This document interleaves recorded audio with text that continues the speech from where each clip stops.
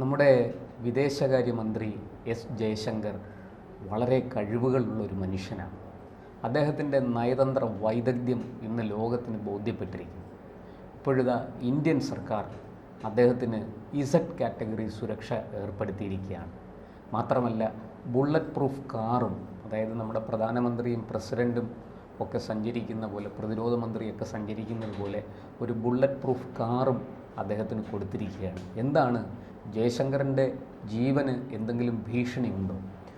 അതിലേക്ക് വരും മുൻപ് തന്നെ നാം ഒരു 2-3 മാസത്തേക്ക് പിന്നിലോട്ട് പോവുകയാണെങ്കിൽ ഇംഗ്ലണ്ടിൽ UK വെച്ച് ഖലിസ്ഥാൻ ഭീകരവാദികൾ ഇദ്ദേഹത്തെ ആക്രമിക്കുന്ന ഒരു സംഭവം നാം കണ്ടല്ലോ. ഇദ്ദേഹം ഒരു കമ്മിറ്റിയുമായി ബന്ധപ്പെട്ട് UK എത്തുകയും അതിനുശേഷം പുറത്തിറങ്ങുമ്പോൾ കാറിന് സമീപത്തേക്ക് ഇത്തരം ഖലിസ്ഥാൻ അനുകൂലികൾ ഇദ്ദേഹത്തെ ആക്രമിക്കാൻ എത്തുന്ന ഒരു കാഴ്ച കണ്ടിരുന്നു. അന്ന് വലിയ രീതിയിൽ തന്നെ ഇന്ത്യയുടെ ഭാഗത്തു നിന്ന് പ്രതിഷേധം ആ രാജ്യത്തെ അറിയിക്കുന്ന ഒരു അവസ്ഥയെ തന്നെ ഉണ്ടായിരുന്നു. കാരണം ഇത്രയും ഒരു പ്രധാനപ്പെട്ട വിദേശകാര്യ മന്ത്രി വന്നിട്ടും അവർ ആ വിദേശകാര്യ മന്ത്രിയുടെ അടുത്തേക്ക് ഇത്തരം ഖലിസ്ഥാൻ അനുകൂലികൾ ഓടിയെത്തുകയാണ്. അദ്ദേഹത്തിൻ്റെ നമുക്ക് തന്നെ അനുഭവങ്ങളുള്ള ഏറ്റവും അധികം ഇത്തരം രാഷ്ട്രീയ നേതാക്കളെ നഷ്ടപ്പെട്ടിട്ടുള്ള ഒരു രാജ്യം കൂടിയാണ്. വിവിധ തീവ്രവാദികളുടെ അവരുടെ ആക്രമണം കൊണ്ട് ജീവൻ നഷ്ടപ്പെട്ടിട്ടുള്ള ഒരു രാജ്യം കൂടിയാണ് നമ്മൾ. പ്രത്യേകിച്ച് നാം തുടങ്ങുകയാണെങ്കിൽ ഇന്ദിരാഗാന്ധിയുടെ സമയത്ത് ഇന്ദിരാഗാന്ധിയെ കൊലപ്പെട്ടത് എങ്ങനെ? ഖാലിസ്ഥാൻ ഭീകരവാദികളായിരുന്നു ഇന്ദിരയെ കൊലപ്പെടുത്തുന്നത്. പിന്നീട് രാജീവ് ഗാന്ധിയിലേക്ക് വരുന്നു. രാജീവ് ഗാന്ധിയെ തമിഴ് പുലികൾ കൊലപ്പെടുത്തുന്നു. അങ്ങനെ പല രീതിയിലുള്ള MP-മാരെയും MLA-മാരെയും നഷ്ടമായ ഒരു രാജ്യം കൂടിയാണ്. ആ ഒരു പശ്ചാത്തലവും ആ ഒരു പിന്നോട്ട് നോക്കുമ്പോൾ അത്തരം പ്രതിസന്ധികളിലൂടെ കടന്നുപോയ രാജ്യം കൂടി ആയതുകൊണ്ടാണ് ഈ ജയശങ്കറിന് ഇത്രയും ശക്തമായ സുരക്ഷ നൽകാൻ ഇന്ത്യ തീരുമാനിച്ചിരിക്കുന്നത്. പ്രത്യേകിച്ച് നമുക്കറിയാമല്ലോ, ഇപ്പോഴുള്ള സാഹചര്യം നമുക്കറിയാമല്ലോ, പാകിസ്ഥാനുമായി വലിയ രീതിയിലുള്ള സംഘർഷങ്ങളാണ് നടക്കുന്നത്. ആ സംഘർഷങ്ങളിൽ എല്ലാ രാജ്യങ്ങളുമായി ബന്ധപ്പെടാനും നയതന്ത്രപരമായി വലിയ വിജയം കൊയ്യാനും ഇന്ത്യക്ക് കഴിഞ്ഞിട്ടുണ്ട്. പാകിസ്ഥാൻ ഒറ്റപ്പെടുന്ന ഒരു സാഹചര്യമാണ് ഉണ്ടായത്. പാകിസ്ഥാൻ വിചാരിച്ചു ഞങ്ങളുടെ രാജ്യത്തിലേക്ക് പിന്തുണകൾ ഒഴുകിയെത്തും, ലോകരാജ്യങ്ങൾ ഞങ്ങളുടെ പിന്നിലേക്ക്, മുസ്ലിം രാഷ്ട്രങ്ങളെല്ലാം അറബ് രാഷ്ട്രങ്ങളെല്ലാം ഞങ്ങളെ പിന്തുണയ്ക്കും എന്നാണ് വിചാരിച്ചത്. പക്ഷേ ഒരു തുർക്കിയും അസർബൈജാനും പിന്നെ ഭാഗികമായി ചൈനയും ഒഴിച്ച് വേറെ ആരും തിരിഞ്ഞു നോക്കിയില്ല പാകിസ്ഥാന്. കാരണം ഈ ചൈനയുമായി പറയുമ്പോഴും ഇന്ത്യയുടെ പെഹൽഗാമിന് ആക്രമണത്തിന് ശേഷം ഇന്ത്യ നയതന്ത്ര പല ഉദ്യോഗസ്ഥരും ആ രാജ്യവുമായി ബന്ധപ്പെട്ടിട്ടുണ്ട്. കാരണം നമ്മുടെ ശത്രുവിനെ തന്നെ അറിയിക്കുകയാണ്, ഞങ്ങളുടെ രാജ്യത്ത് കയറി ഭീകരവാദികൾ ആക്രമിച്ചു, അതുകൊണ്ട് ഞങ്ങളൊരു തിരിച്ചടി നൽകിയതായി ചൈനയെ ഉൾപ്പെടെ അറിയിക്കുകയാണ്. അങ്ങനെ അറിയിക്കുമ്പോൾ ഭീകരവാദികൾക്കെതിരെ നമ്മുടെ രാജ്യം തിരിയുമ്പോൾ, അങ്ങനെ ഒരു തിരിഞ്ഞതിനെ ചൈന ഉൾപ്പെടെയുള്ള രാജ്യങ്ങളെ ബോധ്യപ്പെടുത്തുമ്പോൾ അവർക്ക് എന്താണ് ഇതിൽ പറയാൻ കഴിയുക? വേറെ അഭിപ്രായമില്ല, ഇന്ത്യയെ പിന്തുണയ്ക്കുക അല്ലെങ്കിൽ മൗനം പാലിക്കുക. അങ്ങനെ ഒരു അവസ്ഥയിലേക്ക് ഇന്ത്യ കൊണ്ടെത്തിച്ചു. അതിൻ്റെ എല്ലാം പിന്നിൽ പ്രവർത്തിച്ചത് ഈ ജയശങ്കറാണ്. അദ്ദേഹത്തെ അതുകൊണ്ട് തന്നെ ഭീകരവാദികളും ചിലപ്പോൾ പാകിസ്ഥാൻ ഉൾപ്പെടെയുള്ള രാജ്യങ്ങൾ ലക്ഷ്യമിടാനുള്ള സാധ്യത. അതുകൊണ്ട് തന്നെയാണ് ഇപ്പോൾ ഇദ്ദേഹത്തിൻ്റെ സുരക്ഷ വർദ്ധിപ്പിച്ചിരിക്കുന്നത്. പ്രത്യേകിച്ച് നമുക്കറിയാം, ഭീകരവാദികളുടെ കണ്ണിലെ കരടായ ഒരു രാജ്യമായി തുടർച്ചയായി തന്നെ ഇന്ത്യ മാറിയിട്ടുണ്ട്. അത് നാം കാണുമ്പോൾ അറിയാം. കാരണം നമ്മുടെ ഒരു അയൽ രാജ്യം എന്ന രീതിയിൽ പാകിസ്ഥാൻ ഉള്ളത് കൊണ്ടാണ്. പാകിസ്ഥാൻ ഇന്ത്യയെ നേരിട്ട് ആക്രമിക്കാൻ കഴിയില്ല. പല 1965-ലും 71-ലും 99-ലും അടക്കമുള്ള എല്ലാ യുദ്ധങ്ങളിലും ഇന്ത്യയെ പാകിസ്ഥാനെ നേരിട്ട് ഏറ്റുമുട്ടുമ്പോൾ അതിലെല്ലാം പരാജയപ്പെടുകയാണ് പാകിസ്ഥാൻ ചെയ്യുന്നത്. അതിനുശേഷമാണ് തങ്ങൾക്ക് ഇന്ത്യയുമായി പിടിച്ചു നിൽക്കാൻ കഴിയില്ലെന്ന് തിരിച്ചറിഞ്ഞത് കൊണ്ടാണ് പാകിസ്ഥാൻ പട്ടാളം ഭീകരവാദികളെ പിന്തുണയ്ക്കുകയും അവർക്ക് കൃത്യമായി തന്നെ പരിശീലനവും ഫണ്ടിങ്ങിലുമെല്ലാം നടത്തുന്നു. ഈ ഭീകരവാദികളെ കുറിച്ച് നമുക്ക് കൃത്യമായി തന്നെ അവരുടെ എല്ലാ പരിശീലനം എവിടെയാണെന്ന് നാം തേടിപ്പോകുമ്പോൾ അവിടെ എത്തുന്ന പേര് പാകിസ്ഥാൻ സൈനികരായിരിക്കും, അല്ലേ? ആ രീതിയിലാണ് പാകിസ്ഥാൻ സൈനികർ തന്നെ നിൽക്കുന്നത്. അതുകൊണ്ട് തന്നെയാണ് ഇന്ത്യ ആശങ്കപ്പെടുന്നത്, ഇനിയൊരു നമ്മുടെ ഒരു നേതാവിനെ ഭീകരവാദികൾക്ക് മുന്നിൽ ഇട്ടുകൊടുക്കുവാൻ ഇന്ത്യ തയ്യാറല്ല എന്നൊരു തീരുമാനത്തിലേക്ക് എത്തിയിട്ടുണ്ട്. അതുകൊണ്ട് തന്നെയാണ് ആ രാജ്യത്തുകാർ തിരിച്ചടിക്കുന്ന ഇന്ത്യയിലെ ഭീകരരെ ഒതുക്കും, അതോടൊപ്പം തന്നെ ഇന്ത്യയുടെ ഇത്തരം പ്രധാനപ്പെട്ട നേതാക്കൾക്ക് സംരക്ഷണം നൽകാൻ തീരുമാനിച്ചിട്ടുണ്ട്.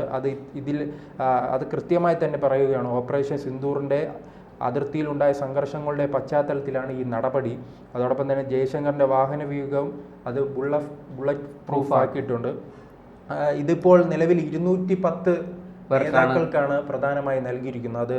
അത് CRPF-ന്റെ ജവാന്മാർ, കമാൻഡോസ് ആണ് ഇവർക്ക് സുരക്ഷ ഒരുക്കുന്നത്. ഞാൻ മനസ്സിലാക്കുന്നത് ശരിയാണെങ്കിൽ Z+ കാറ്റഗറിയിലുള്ള സുരക്ഷയാണ്, Z കാറ്റഗറിയിലുള്ള സുരക്ഷയാണ് ജയശങ്കറിന് ഇപ്പോൾ ഏർപ്പെടുത്തിയിരിക്കുന്നത്. അതിൽ ഏറ്റവും പ്രധാനപ്പെട്ടത് ഈ അമിത്ഷായ്ക്കും അതോടൊപ്പം തന്നെ നിതിൻ ഗഡ്കരിക്കും ഉൾപ്പെടെയുള്ള ഇന്ത്യയിലെ പ്രധാന നേതാക്കൾക്ക് നൽകുന്ന ആ രീതിയിലേക്കുള്ള സുരക്ഷയിലേക്ക് അദ്ദേഹം മാറിയിട്ടുണ്ട്. അദ്ദേഹം നമുക്കറിയാം, അദ്ദേഹം അങ്ങനെ വർഷങ്ങളായി രാഷ്ട്രീയത്തിൽ പ്രവർത്തിക്കുന്ന ഒരാളല്ല. പക്ഷെ കുറഞ്ഞ കാലം കൊണ്ട് തന്നെ അദ്ദേഹം ഒരു ഉദ്യോഗസ്ഥനായിരുന്നു. അതെ, ഇന്ത്യൻ ഫോറിൻ സർവീസിലെ ഒരു മികച്ച ഉദ്യോഗസ്ഥനായിരുന്നു അദ്ദേഹം. പല രാജ്യങ്ങളിലെയും നമ്മുടെ എന്താ പറയുക, ഈ അംബാസഡർ പോലെയുള്ള ചുമതലകളൊക്കെ വഹിച്ചിരുന്ന ആളാണ് അദ്ദേഹം. അവിടെ നിന്നാണ് അദ്ദേഹം രാഷ്ട്രീയത്തിലേക്ക് വന്നത്. പക്ഷേ രാഷ്ട്രീയത്തിൽ അദ്ദേഹത്തിന് കുറഞ്ഞൊരു സമയം കൊണ്ട് തന്നെ അത്ഭുതാവഹമായ പ്രവർത്തനം കാഴ്ചവെക്കാൻ സാധിച്ചു. ലോകരാഷ്ട്രങ്ങളുമായിട്ട് നമ്മുടെ രാജ്യത്തിൻ്റെ ആ ബന്ധം ഊട്ടി ഉറപ്പിക്കുന്നതിൽ, അതിനെ വിജയകരമായി കൊണ്ടുപോകുന്നതിലൊക്കെ അദ്ദേഹത്തിന് നിർണായകമായ പങ്കുണ്ട്. അത് ഇപ്പോൾ അദ്ദേഹത്തിനെക്കുറിച്ച് ശശി തരൂർ പോലും, പ്രതിപക്ഷത്തെ MP ആയ ശശി തരൂർ പോലും നമ്മുടെ എസ് ജയശങ്കറിനെ വാഴ്ത്തുന്നത്, അദ്ദേഹത്തിൻ്റെ ഗുണഗണങ്ങൾ പറയുന്നത് നമ്മൾ കേട്ടിട്ടുള്ളതാണ്. ഒരു മികച്ച പാർലമെൻറ്റേറിയൻ കൂടിയാണ് അദ്ദേഹം. പാർലമെൻറ്റിലും വളരെ കൃത്യമായിട്ട് ചോദ്യങ്ങൾക്ക് മറുപടി പറയാനും കാര്യങ്ങൾ വിശദീകരിക്കാനുമുള്ള അദ്ദേഹത്തിൻ്റെ കഴിവ് അസൂയാവഹമാണ്. വളരെ കുറഞ്ഞ കാലം കൊണ്ടൊരു മികച്ച നേതാവായിട്ട് പേരെടുത്ത ആളാണ് ജയശങ്കർ. അല്ല, അത് ഈ ജയശങ്കർ രാഷ്ട്രീയത്തിലേക്ക് വന്നതും വലിയ അത്ഭുതപൂർവമാണ്. കാരണം ചേട്ടാ സൂചിപ്പിച്ചതുപോലെ അദ്ദേഹം ഉദ്യോഗസ്ഥനായിരുന്നു, വിരമിക്കുന്നു, അടുത്ത കുറച്ച് ദിവസങ്ങൾക്കുള്ളിൽ കേന്ദ്രമന്ത്രിയാവുകയാണ്. അതെ, ആ രീതിയിൽ എല്ലാവരും അത്ഭുതപ്പെട്ടു. ഡോക്ടർ മൻമോഹൻ സിംഗ് അങ്ങനെ ആയിരുന്നല്ലോ, അദ്ദേഹം റിസർവ് ബാങ്ക് ഗവർണർ ആയിരുന്നു, അവിടുന്ന് വിരമിച്ചു, തൊട്ടടുത്ത ദിവസം രാജ്യസഭയിലേക്ക് അദ്ദേഹത്തിനെ എടുക്കുന്നു. പിന്നെ നമ്മൾ കാണുന്നത് അദ്ദേഹം ഇന്ത്യയുടെ ധനമന്ത്രിയായിട്ട് വരുന്നതാണ്. ആ രീതിയിൽ തന്നെ അത്ഭുതപൂർവ്വം വന്ന ആളായത് കൊണ്ട് തന്നെ ഇദ്ദേഹത്തിന് അങ്ങനെ എതിരാളികൾ കുറവായിരിക്കും, ഭീഷണികൾ കുറവായിരിക്കും എന്ന് കണ്ടു. പക്ഷെ അദ്ദേഹത്തിന്റെ പ്രവർത്തന ഫലമായി അഗ്രസീവായുള്ള ഒരു പ്രവർത്തനമാണ്.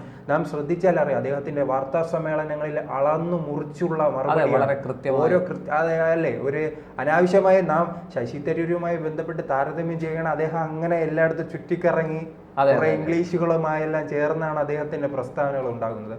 പക്ഷെ ഇദ്ദേഹത്തിന്റെ അങ്ങനെയല്ല, വളരെ ചുരുക്കി എന്താണ് പോയിന്റ്, അതിൽ തന്നെ അഗ്രസീവ്. അധികാരത്തിന്റെ ഇടനാഴിയിൽ ഒരു ഒറ്റയാൻ എന്ന് തന്നെ പറയാം. ഒരു ഒറ്റയ്ക്ക് നടക്കുന്ന മനുഷ്യൻ, ആരോടും പരിഭവമില്ല, ആരോടും പ്രത്യേകിച്ച് മമതയുമില്ല. എന്നാൽ താൻ ചെയ്യേണ്ട തൻ്റെ ഉത്തരവാദിത്വം വളരെ ഭംഗിയായിട്ട് നിർവഹിക്കുന്ന ഒരു മനുഷ്യൻ. അദ്ദേഹം ഈ പറഞ്ഞതുപോലെ വിദേശ രാജ്യങ്ങളുമായിട്ടുള്ള ബന്ധത്തിൽ അദ്ദേഹത്തിൻ്റെ കഴിവും അനുഭവ സമ്പത്തും നമ്മുടെ രാജ്യത്തിനൊരു വലിയ മുതൽക്കൂട്ടായിരിക്കുകയാണ്. അല്ല, അത് പറയുമ്പോഴാണ് ഇദ്ദേഹത്തിന്റെ ശരീരപ്രകൃതം സമാധാനമാണെങ്കിൽ അദ്ദേഹത്തിന്റെ വാക്കുകൾ